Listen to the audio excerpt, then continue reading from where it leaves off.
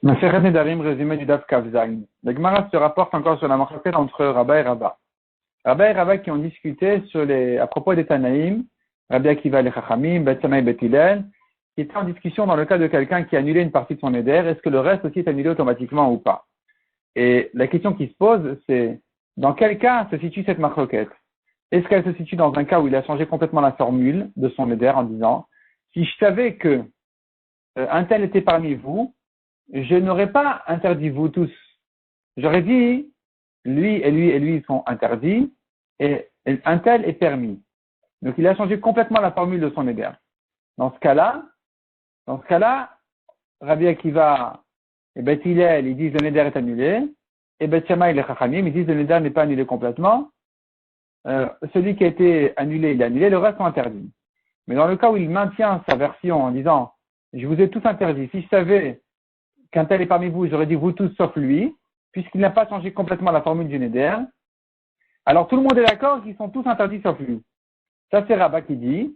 Rabba il dit non. Rabba il dit au contraire. S'il a changé la formule, pas au contraire, il va plus loin que ça.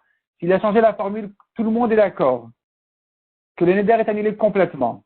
La marloquette n'est que dans le cas où il n'a pas changé complètement la formule du néder. Il a dit vous tous sauf lui. Si je savais, j'aurais dit vous tous sauf lui.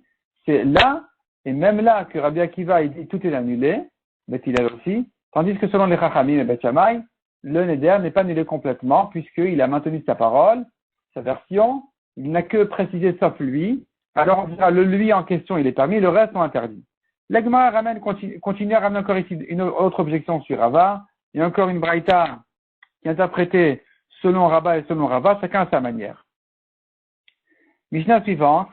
Quels sont les nidre onsin? Un néder qui est annulé automatiquement parce qu'il y a eu un empêchement, un cas de force majeure. Quel est le cas? Celui qui a invité son ami, il a mis en néder s'il ne vient pas manger chez lui. Voici que l'invité a eu un empêchement, il est tombé malade lui ou son fils, ou il a été retenu par le fleuve, il ne peut pas venir. On ne craint pas le néder parce qu'il a été forcé, il n'a pas pu venir.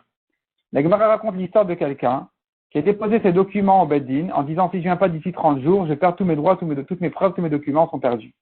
Je vous les laisse. Je perds tous mes droits. Et voici que il a eu un empêchement, il n'a pas pu venir. Et donc la Gemara a dit, selon Ravuna, on a dit il a perdu ses droits complètement. Selon Rabba, non. Il a eu un empêchement, on tient compte de son empêchement. La Gemara ramène quelques preuves qu'on doit tenir compte des empêchements. Enfin, dans certains cas, on voit que oui, dans d'autres cas, on voit que non. La Gemara résout tous les problèmes, tous les cas. Donc finalement, on reste ici en marloquette entre Ravuna et Rabba. Selon Ravuna, on ne tient pas compte de l'empêchement. Selon Rabba, on tient 8 compte de l'empêchement. La Gemara dit, mais laisse de côté l'empêchement. L'engagement ici, à la base, il n'est pas bon. Il a dit, je m'engage à perdre tous mes droits. C'est pas un engagement parce qu'il a exagéré, il allait trop loin. Il était tellement certain de trouver des preuves d'ici 30 jours qu'il s'est permis d'annuler toutes ces preuves. Donc, qu'il avait déjà déposé. Donc, c'est quelqu'un qui se lance trop loin. En principe, en général, on appelle ça asmarta. Asmarta, c'est pas un engagement sérieux. Répond la Gemara. Ici, d'abord, il a déposé au Beddin. C'est pas qu'il doit les sortir de la poche maintenant. C'est qu'il les a déjà déposés au Beddin. C'est pas qu'il doit sortir de l'argent de la poche où tu me diras, bon, c'était asmarta, il n'était pas sérieux, il doit pas sortir. Et non seulement ça, mais encore plus que ça, parce que ça, c'est insuffisant encore. J'aurais dit, non, c'est encore asmarta, comme le cas où quelqu'un a remboursé une partie de sa dette, et il a dit, écoutez, si je rembourse pas le reste d'ici 30 jours, vous rendez le shtar au prêteur. Le shtar a été déposé chez quelqu'un d'autre. Il dit, si je rembourse pas d'ici 30 jours, vous rendez le shtar au prêteur, même s'il vient me réclamer toute la dette. Et voici qu'il a eu un empêchement dans les 30 jours, il n'est pas arrivé. Non, pas un empêchement, il n'est pas venu dans les 30 jours remboursés. Dans ce cas-là, on dira, non, c'est asmarta. C'est asmarta, il était certain de venir, il n'est pas venu. C'est pas un engagement sérieux. Mais chez nous, c'est plus fort que ça encore. Il a dit clairement, Bedin, j'annule tous mes droits, toutes mes preuves, tout est annulé. Vous gardez le document, tout est machoul. Je suis mochel sur tout. Dans ce cas-là, on dira pas asmarta, on dira c'est un engagement. Ça l'engage. Ce qui nous reste ici à dire, c'est est-ce que l'empêchement n'en tient compte ou pas. Et la Gemara conclut et dit, la lacha elle est que même dans un cas de Asmarta, il est engagé. On ne dit pas, il est trop promis, il était certain qu'il allait s'en sortir. On ne dit pas ça.